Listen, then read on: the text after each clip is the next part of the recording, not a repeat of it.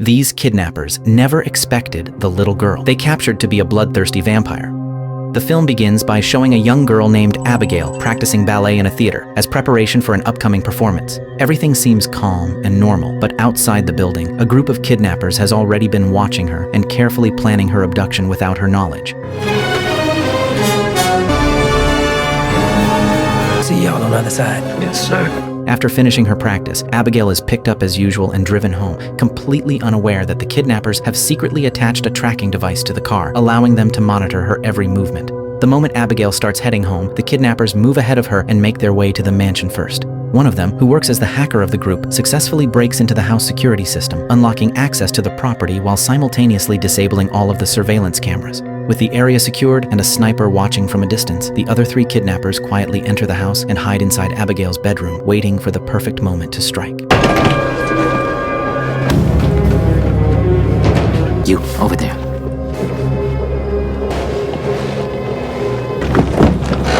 Not long after, Abigail arrives home and walks straight into her room, completely unaware of the danger waiting for her inside. Yeah. It's good. Yeah. Yeah, it's fine. As soon as she gets onto her bed, the kidnappers suddenly emerge from hiding and attack her. Abigail tries to fight back by stabbing one of them in the hand with a pencil, but her resistance is not enough to escape. She is eventually overpowered. One of the kidnappers, furious after being injured, nearly hits her, but another member quickly stops him before injecting Abigail with a sedative to keep the situation under control. Once Abigail loses consciousness, they place her inside a bag and prepare to leave the house. At the same time, one of their teammates warns them that Abigail's father has just returned home, forcing everyone to move much faster. The security system that had previously been disabled suddenly reactivates, making the escape even more urgent. Fortunately, the hacker manages to reopen the main gate just in time, allowing the group to escape before getting caught. Their journey continues until they finally arrive at a remote mansion far away from the city.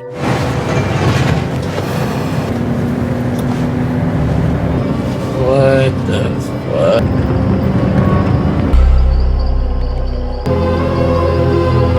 There, they meet Lambert, the man behind the entire kidnapping operation. Abigail, who is still unconscious, is locked inside a room with her hands handcuffed and her eyes covered. Lambert then gathers the entire team and explains the rules they must follow during the operation. None of them are allowed to use their real names or discuss their personal backgrounds in order to protect their identities. He then reveals that their job is to keep Abigail alive for the next 24 hours until her father pays a ransom of $50 million, although Lambert deliberately refuses to reveal who Abigail's father really is. To avoid being traced, all of their phones are confiscated, and each member is assigned a fake name for the duration of the mission. Joey, Frank, Sammy, Peter, Rick, and Dean. Once the briefing is over, the atmosphere slowly becomes more relaxed as the group gathers around the bar area. During the conversation, Joey confidently claims that she can figure out everyone's background just by looking at them. The others quickly turn it into a challenge, and surprisingly, Joey manages to guess nearly all of them correctly. She concludes that Frank used to be a high-ranking police officer, Peter is a hired enforcer, Sammy is a spoiled rich girl looking for excitement, Rick is a former military sniper, and Dean is simply a driver with unstable mental issues. Not wanting to lose, Frank then tries to guess Joey's past as well. He assumes that Joey is a former addict, currently trying to recover, mainly because of her habit of constantly eating candy. After the conversation, Joey begins to worry because the sedative given to Abigail should have started wearing off by now. She decides to check on her and enters the room, finding Abigail tied up with her eyes covered, trembling in fear while begging to be released because the handcuffs are hurting her wrists. Feeling sympathy for the little girl, Joey covers her own face so Abigail will not recognize her identity before removing the blindfold and slightly loosening the handcuffs. Abigail immediately bursts into tears, and Joey gently tries to calm her down, explaining that they only want the ransom money and have no intention of hurting her. To gain Abigail's trust, Joey even tells her that she is also a mother with a child around the same age, and that she simply wants this whole situation to end so she can return home to her son. During their conversation, Abigail quietly admits that her father is always too busy and never truly cares about her. She even believes that he will not bother paying the ransom to save her. Joey chooses not to respond too much to that statement and prepares to leave the room, but just before she walks out, Abigail suddenly apologizes to her with a strange expression on her face, almost as if she already knows something terrible is about to happen. The unsettling moment leaves Joey feeling suspicious, so she later approaches Frank and asks if he knows who Abigail's father really is. Surprisingly, Frank admits that even he has never been told the identity of the man behind the ransom. Still curious, Frank eventually decides to question Abigail himself. The moment he enters the room and notices that Abigail's blindfold has already been removed, he immediately panics, covers his face, and points a gun at her while forcing her to look away. Under pressure, Abigail finally reveals her father's name, Christophe Lazare. Look away! Don't fucking look at me! You see my face? Who is your father? My father is Christophe Lazare. The second Frank hears that name, his entire expression changes. He quickly gathers the others and warns them that they are in serious trouble and should leave the mansion immediately. Frank explains that Christophe Lazare is an extremely dangerous man, the leader of a massive criminal organization with influence all over the world, and someone known for brutally destroying anyone who dares to stand against him. Joey and Rick, who have both heard stories about Lazare before, add even more terrifying details, making the atmosphere far more tense. However, while everyone else is afraid, Dean sees things differently. He argues that they cannot simply walk away now, especially with $50 million on the line, an amount of money that all of them desperately need. His words eventually convince Frank to stay, although he decides they need to be far more cautious moving forward. He orders everyone to search every corner of the mansion and make sure nobody from Lazare's organization has infiltrated the property.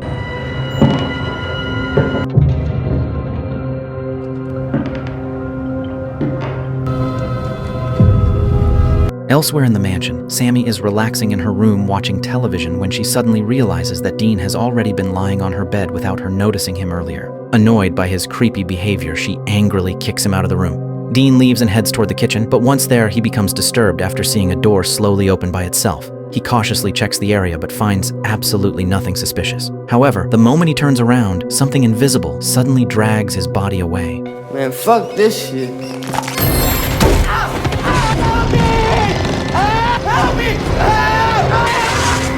Dean's terrified scream echoes through the mansion and reaches Sammy's ears. At first, she assumes Dean is just messing with her again, but curiosity eventually pushes her to investigate. A short time later, she discovers Dean sitting motionless, but when she gets closer, she is horrified to realize that his head has already been completely severed from his body. Sammy immediately panics and screams, causing Peter to rush toward her. The moment he sees Dean's corpse, even Peter is left speechless in shock, while Sammy becomes so sick that she starts vomiting. The others are quickly called to gather, but the situation immediately grows heated when some of them begin suspecting Sammy of being responsible. Frank instantly shuts down the accusation, convinced that Sammy is not capable of committing something that brutal.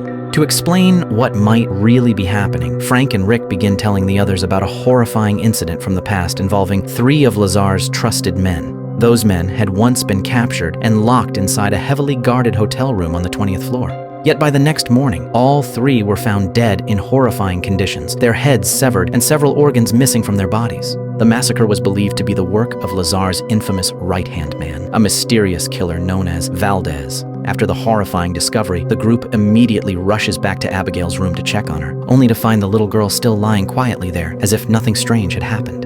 Realizing they may actually be dealing with someone connected to Valdez, Rick instantly decides that they need to get out of the mansion immediately. However, the moment he tries opening the front door, he discovers that the entire house has been sealed shut behind thick steel bars. Peter confidently attempts to break through them by force, but the impact only throws him backward, proving the barriers are far stronger than they expected. The failed attempt immediately activates the mansion's full security system, causing heavy steel shutters to lock down every possible exit.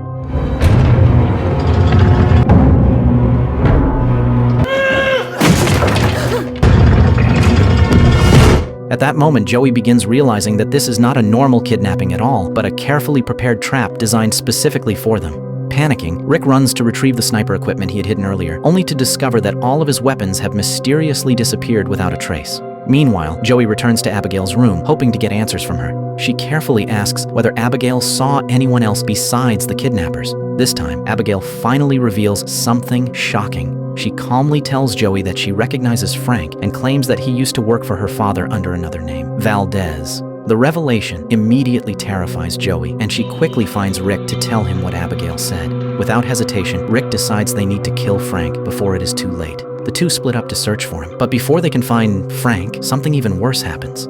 Joey eventually discovers Rick standing completely motionless. When she slowly approaches him, she realizes he is already dead, his throat brutally ripped apart. The gruesome sight convinces Joey even more that Frank truly is Valdez.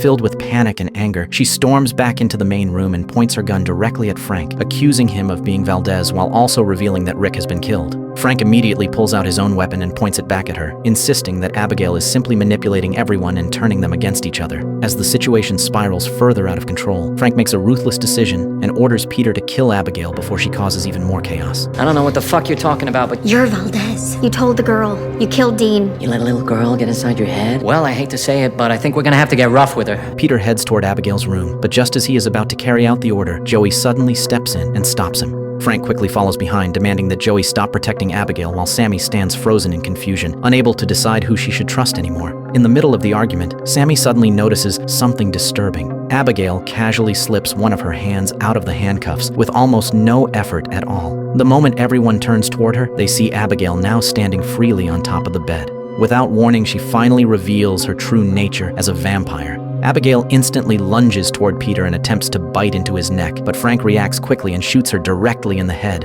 Instead of dying, Abigail calmly rises back to her feet and effortlessly heals the gunshot wound with a simple touch. Panic immediately spreads through the group as they realize they are trapped inside a locked mansion with a creature capable of killing them at any moment. Trying to regain control of the situation, Frank forces himself to think rationally and orders Peter to craft wooden stakes while Sammy is told to search for garlic as protection. We kidnapped a fucking vampire.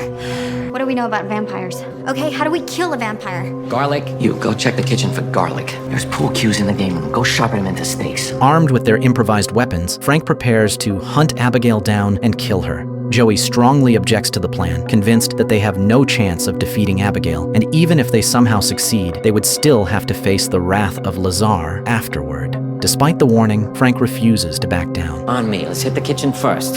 Fucking...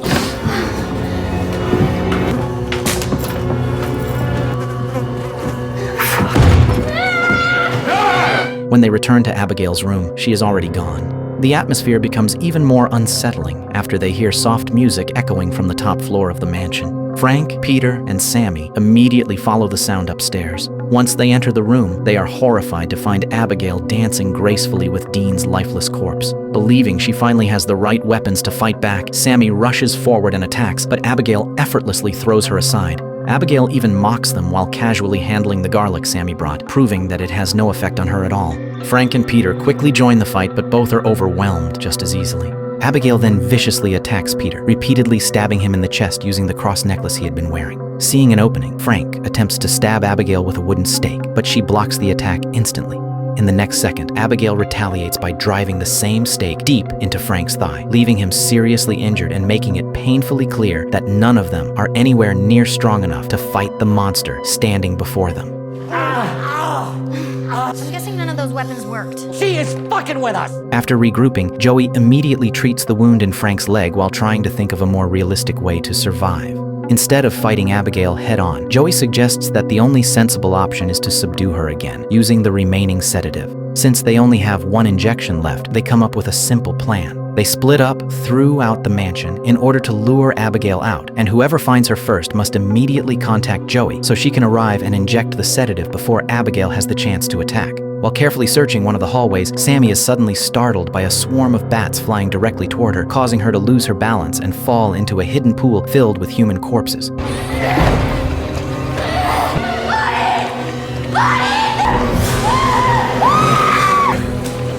Bodies we're talking. Then Abigail reveals the most shocking truth of all. The 3 men Frank captured were actually murdered by Abigail personally after their arrest. That revelation finally confirms that the infamous Valdez feared by everyone is not another person at all, but Abigail herself. Joey's past is exposed as well. Abigail reveals that Joey was once a military medic who was dishonorably discharged because of her addiction problems. After losing everything, including custody of her son, Joey was forced to survive by pretending to be a doctor. One disastrous surgery eventually led to the death of an important patient, and that patient turned out to have strong connections to Lazar's criminal organization. After revealing everyone's secrets, Abigail begins manipulating the situation even further by offering them a deal. She promises that she will allow 2 people to leave the mansion alive if someone is willing to release her from the cage.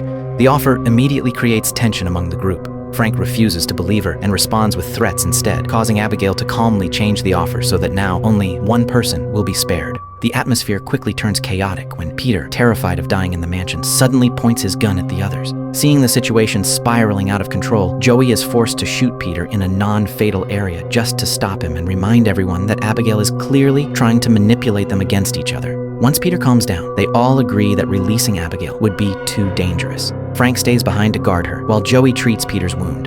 However, while alone with Abigail, Frank secretly tries making his own deal with her. He offers to set her free if she tells him how to escape the mansion. Abigail eventually gives him instructions about a hidden passage that can supposedly be opened from the library by pulling a specific red book. But the moment Frank receives the information, he immediately betrays his promise and refuses to release her. Furious at being deceived, Abigail effortlessly escapes from the steel cage herself. In reality, she had been capable of escaping at any moment from the very beginning and only pretended to be trapped so the others would feel safe around her. Hearing the commotion, Joey rushes over and discovers Abigail moments away from killing Frank. Without hesitation, Joey smashes open the window covers to let sunlight pour into the room. The second the sunlight touches Abigail's hand, the exposed flesh violently burns apart, forcing her to retreat back into the shadows. However, Joey and Frank also realize something terrifying in that moment. Abigail's regeneration abilities are so powerful that her destroyed hand rapidly heals within seconds. Knowing they have very little time, Joey and Frank retreat toward the library to stay within the sunlight. Meanwhile, Sammy becomes increasingly terrified after remembering that Abigail bit her earlier. To test whether she is changing, she carefully places her hand into the sunlight, and when nothing happens, she feels slightly relieved. At the same time, Joey desperately searches for another way out by smashing parts of the wall, but every attempt fails because the mansion is built like a fortress with no hidden exits behind the concrete. Stop already. It's not going anywhere. Her mental state also begins worsening after she runs out of candy, the one thing helping her manage her anxiety. Frank then decides to follow Abigail's earlier instructions about the red book in the library, but after finally finding it and pulling it from the shelf, absolutely nothing happens.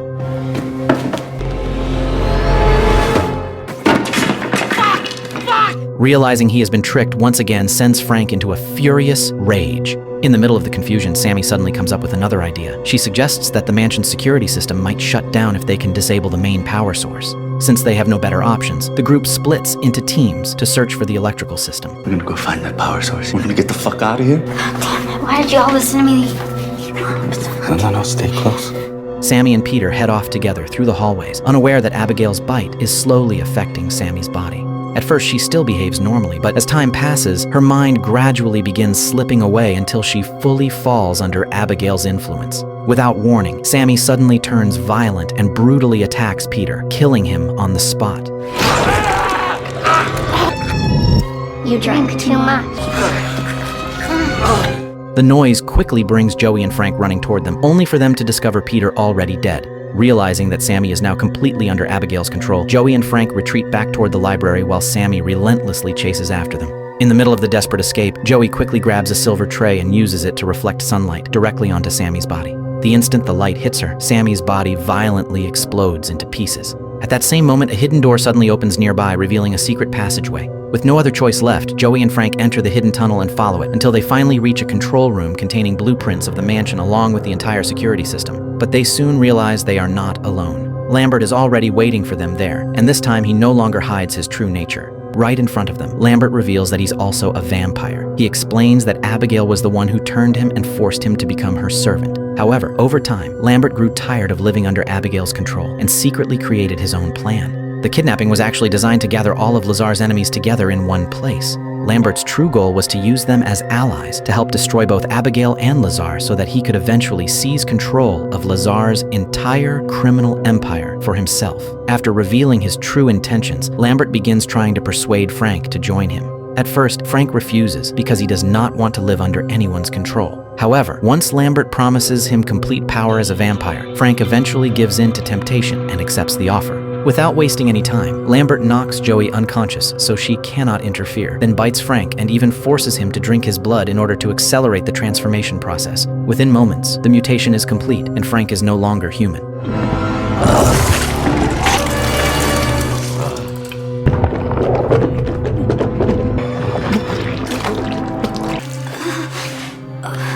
To test his loyalty, Lambert orders Frank to kill Joey, but instead of obeying, Frank suddenly turns against Lambert and drives a sharp wooden stake directly into his heart, killing him instantly. At that same moment, Abigail finally arrives and immediately attacks Frank. A brutal fight breaks out, but this time Frank's strength is finally equal to hers, and he is even able to overpower Abigail during several moments of the battle. Frank bites into Abigail and drains her blood until she weakens and collapses helplessly to the ground. In the middle of the chaos, Joey regains consciousness and quickly takes the opportunity to escape. She desperately searches for a way out of the mansion, but every path only leads to another dead end.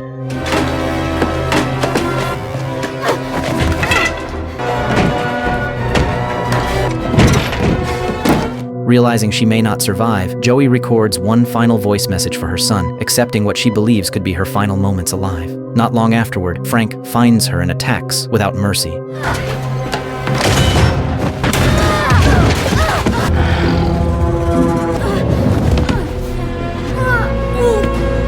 I'm gonna fucking kill you, Frank.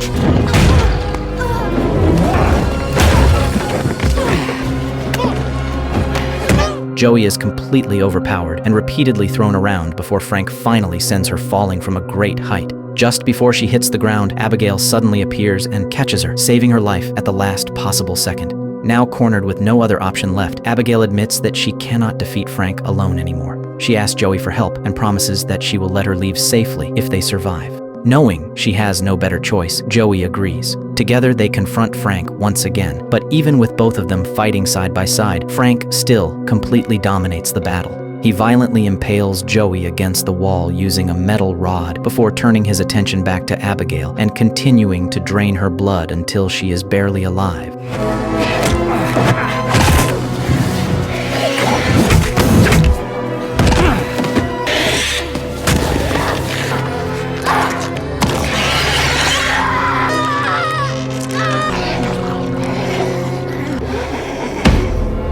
After that, Frank walks back toward Joey, rips her free from the metal rod piercing through her body, and bites her in order to turn her into a vampire as well. Confident that Joey is now under his control, Frank orders her to kill Abigail. However, because Joey's transformation has only just begun, her mind has not yet been fully controlled by Frank. At first, Joey pretends to obey his command, making Frank believe that she has submitted to him. But the moment Frank lowers his guard, Joey suddenly turns and attacks him instead, giving Abigail enough time to recover and join the fight once again. The final battle quickly becomes far more balanced. Working together, Joey and Abigail eventually manage to overpower Frank and force him to the ground. Using the last of their remaining strength, both of them drive a wooden stake directly into Frank's heart, finally killing him for good. Once the battle is over, Joey becomes terrified that she may still transform into a vampire because Frank bit her earlier.